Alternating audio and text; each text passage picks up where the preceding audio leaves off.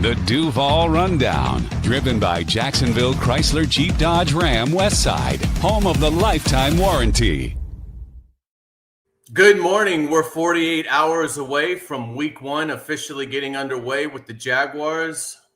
I'm Hayes Carline. Please be joined as always on Fridays with Rick Ballou. You can hear him into the night with Rick Ballou. Rick, it's great to see you. I'm excited. How about you? Oh, wow. You stay up last night, watch all of that? Absolutely. Yeah. It became kind of a slug. So. You know, it wasn't a great game after the lightning delay. But yeah, I hung in, and Dallas almost pulled it off. CeeDee Lamb, a couple big drops. Yeah, he did. Yeah, I mean, really good balls thrown by Dak Prescott. But there you go. We got one tonight in Brazil. I mean, it's not the NFL if you don't have an opener in Brazil. So we'll look forward to that tonight with Kansas City and in Los Angeles. And then, of course, Sunday at 1 right here in Duval. That's right. That's right. And think we're probably just a couple years away from the NFL season opening in Abu Dhabi. But that's a story for another day. Obviously, tons of storylines as we head into this matchup with the Panthers. But what has gripped you the most as you break down the data and the numbers on the Carolina Panthers side of things? Well, I mean, these are the two worst defenses in the NFL a year ago. I mean, statistically speaking, they both, like almost every category, one of these two teams finished dead last. And, you know, Carolina gave up more than 31 points a game defensively. Jacksonville was awful on offense last year, only 18.8 points a game. But, I mean, that's the first thing that really comes to mind. And I think you can make the case, Hayes, that, you know, arguably, when you look at defensive concerns, neither one of these two teams can stop the run. And Jacksonville's done a lot to try to improve that. Carolina brought in 6 new players who are going to be a part of that defense now. So, yeah, that's the first thing that comes to mind. And, you know, the second thing is that Bryce Young went up, down, up. They benched him after week 2, brought him in after week 8. You go back to week 16 through 18, he was 3rd in QBR. And Bryce Young, the last 3 games of the season, had 10 total touchdowns, 0 takeaways. So they're high on him right now. And, you know, they kind of gave up on him right out of the gate. But, you know, they're back, and they think that, you know, he's a guy that can improve and hopefully get them to, you know, respectability once again. Yeah, absolutely. And they've added a new weapon with Tedero McMillan, the first-round receiver. So, yeah, offensively, there is a lot of optimism, I would imagine, in Carolina. And you mentioned stopping the run, and Chuba Hubbard had a breakthrough year last year.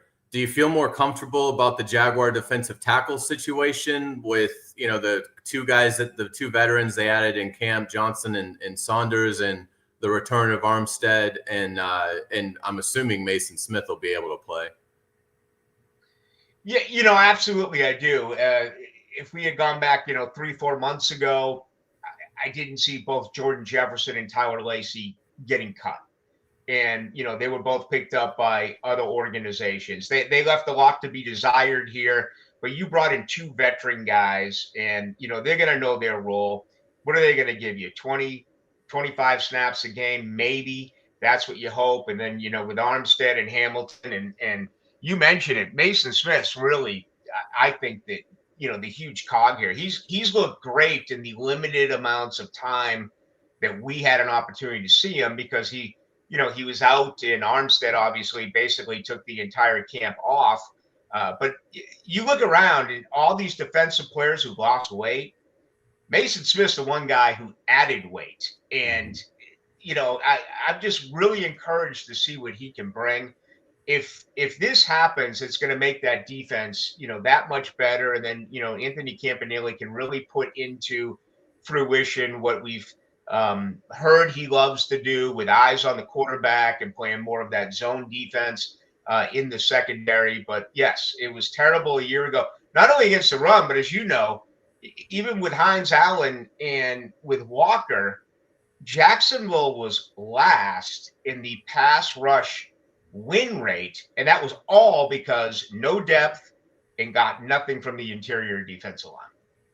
Yeah, without a doubt. And yeah, another thing, an element to this game that I think is intriguing is you do have the Liam Cohen track record from last season against Carolina when he was Tampa Bay's offensive coordinator. Now, obviously, it's different. He's now a head coach for the first time in his first game. It's a different group of players, that he's working with here in Jacksonville than he was in Tampa Bay. But it's got to be encouraging that they dominated both games. I mean, the first game was close. It was a 26-23 Tampa win, but they ran for 236 yards. Baker Mayfield had an off day. He threw 1 touchdown and 2 picks, which is why they probably didn't get into the 30s that day running for that amount. And then in the second meeting, they absolutely crushed them, 48-14. They run for 202, but in that game, Baker Mayfield 27 of 32 with 5 touchdown passes, and they were 10 of 14 on third down. How much, if any, correlation, how much carryover can that bring Sunday, in your opinion? No, I think a great deal. And, as we just talked about, they added maybe 6 new starters, depending on how they actually line up on Sunday. So the personnel has changed a little bit. But Liam Cohen, has a really good understanding about what Carolina is made of as far as, their scheme and, certainly their personnel. I do wonder about the other side of things. Offensively, now Liam Cohen has a tremendous amount of responsibility. Does he just throw that all in the hands of Anthony Campanile and not worry about that? Because, you can make the point that Dave Canellis certainly does not know Jacksonville, but he knows Liam Cohen. He knows because he faced him twice a year ago. I like this matchup. I do. I think offensively, Jacksonville is going to have a lot of success here against Carolina. I think they're going to be able to try to establish the run. Liam Cohen will against this Carolina defense. As we said, they're very poor, especially against the run. And just think, Hayes, if you can do that, then Liam Cohen, find a way to get those electrifying wide receivers with incredible speed, the football. And if you can run it against Carolina, then Trevor Lawrence should really be able to settle in and play his football game. Now, if Carolina surprises us and all of a sudden is somewhat stout against the run, then that kind of changes the game plan and, could end up making Trevor one-dimensional. And if that's the case, then, that's a totally different football game. We spent a lot of time talking about Liam Cohen's comment about, well, we're only going to dress 3 backs on game day, so we have to decide who's going to be the healthy scratch. Now it seems like from his comments on Wednesday, and he'll meet with us later today, but it seems like he's kind of moving more towards all 4 are going to be up, which I think is the right decision because they all give you something that I think can contribute to the offensive game plan.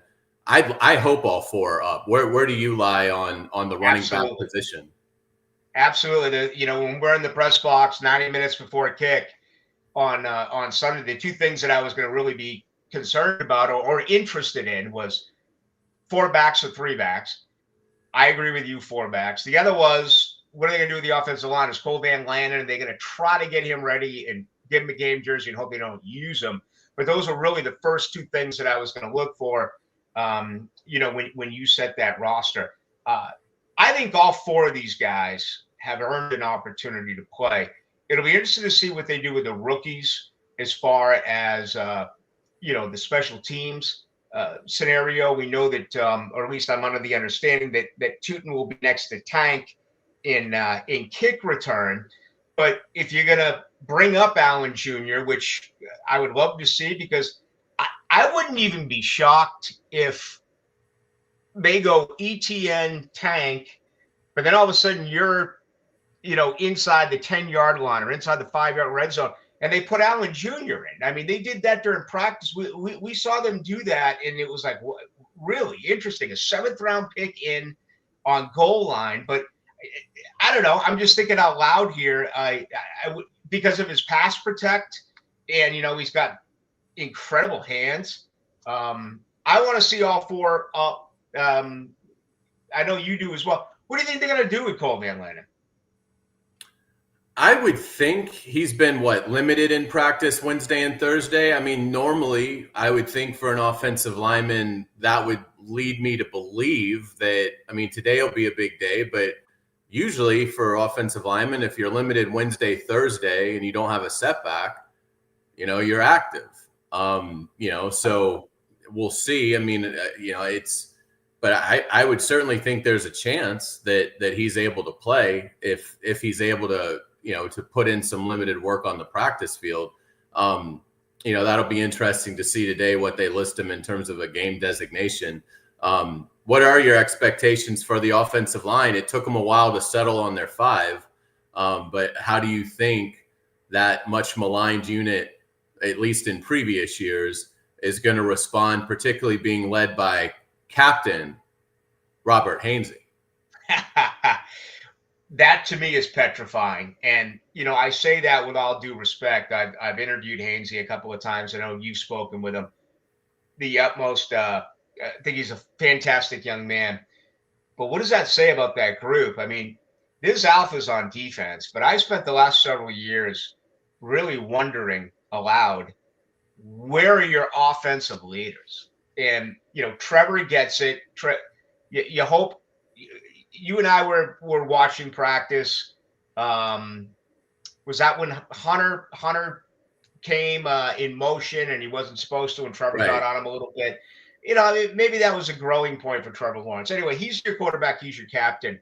But to me, Hainsey as a backup, now a starter / captain, spoke volumes about the lack of leadership for me on that offensive line. I mean, where's your top pick? Your particularly number 1 pick. Tackle. Yeah. I mean, it's always, you got the money man in Little, you got your first round pick in Harrison, you got Ezra Cleveland, who's been in the league now for 8 or 9 years, and you're bringing in a back. Now, maybe he is a fantastic leader, and it ends up being a great thing for Jacksonville. But I had no problem with Jordan Lewis. As a matter of fact, I thought that Jordan Lewis would be a captain. We could see that. He made plays every day. The younger secondary members, Jerry and Jones, they were raving about Jordan Lewis. I saw the Jordan Lewis free agent captaincy on defense. Totally blown away by Robert Hainsey. Yeah, it was really interesting. And again, we'll see, how they're able to fare. Let's get some just big picture from you. Let's start with Trevor Lawrence. Expectations for how he'll play Sunday and expectations for what's a pivotal year for him. Here's my one request. Can we get an opening drive with points? I don't care if it's 2 first downs and a field goal. Okay. I felt so bad for Jaguar fans last year. Every single time that they got the freaking football, they went 3 and out, or maybe 1 first down and punt team, and it just set such a bad standard for the game.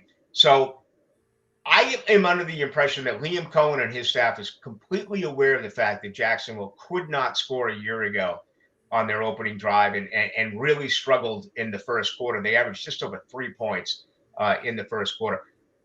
Right now, I'm all in on Trevor Lawrence. I think he's going to have a great year. I think so much of that is dependent on, the 2 things that we discussed, those 4 running backs. Are they able to run the football? Those 5 offensive linemen, are they able to get anything at all when it comes to rushing the ball? If so, that's going to make Trevor Lawrence that much more efficient. I wonder about his accuracy. I'd like to say that it's improved, particularly with the intermediate stuff, short stuff, the Liam Cohen screen game. I mean, he's got to be able to have touch in that scenario. You can't complete 60% of your passes the way he did a year ago. I mean, that's got to go up 6, 7, 8 percentage points, in my opinion. So he looks confident. I feel like this offense is going to be really set for him with the ability, again, just to get these guys the football and let them do the work. I think Trevor's going to have a good year. What about you? Yeah, I think he'll have a good year. I'm excited to see what he can do. I think he finally has the right coaching around him. Urban Meyer just never really had a clue how this league works. And I think Doug Peterson, I think it's fair to say he checked out. And I mean, how you could abdicate play calling to Press Taylor when you're one of the, were one of the best ones in the NFL. But there was no evolution. This offense is more in line with where the league is going. It prioritizes yards after the catch, gets the ball out of the quarterback's hand quick, which helps Trevor. And so, yeah, I think it's a good fit. And I do like the talent around him. I want to get your thoughts on Travis Hunter and what you think we'll see Sunday. But before we do that, let's do this. I'm Rick Ballou, Jacksonville Chrysler Jeep Dodge Ram Westside, proud partner of the Jaguars. Drive with confidence. Every new vehicle comes with our exclusive lifetime warranty. 7030 Commonwealth Avenue or online at jackswest.com.